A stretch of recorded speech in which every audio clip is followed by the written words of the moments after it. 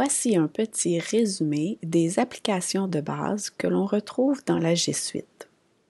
Nous les avons placées sous forme de tableaux comparatifs afin que vous puissiez associer les autres applications de Office ou de Apple et pouvoir comparer celles-ci entre elles. Premièrement, l'espace de stockage qui correspond en fait à une clé USB ou à un disque dur.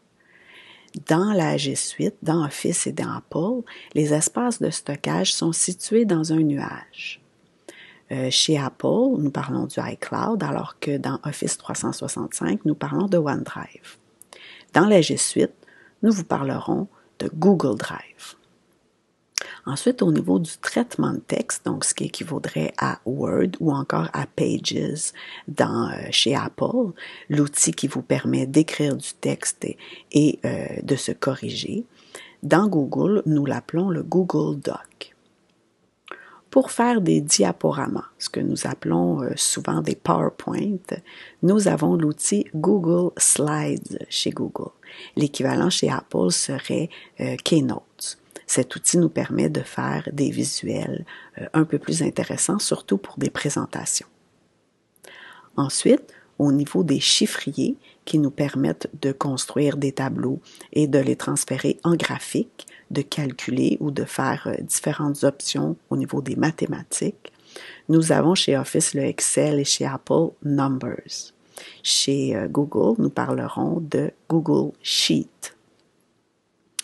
Ensuite, un outil intéressant qui se retrouve dans la G Suite qui permet de prendre des notes un peu sous la forme de post-it se nomme Google Keep.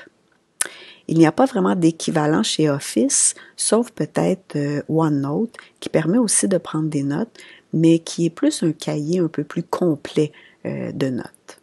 Chez Apple, nous retrouvons l'application Notes qui fait la même chose.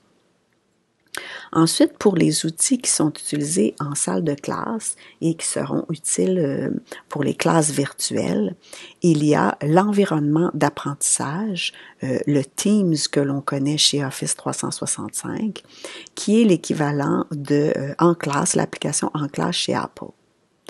Nous parlerons de Google Classroom pour les présentations actuelles.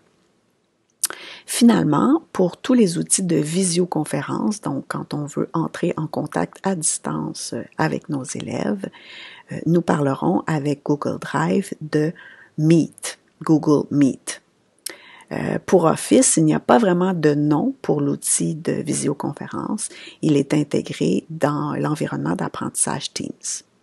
Finalement, chez Apple, nous utiliserons le FaceTime si nous travaillons avec les outils Apple.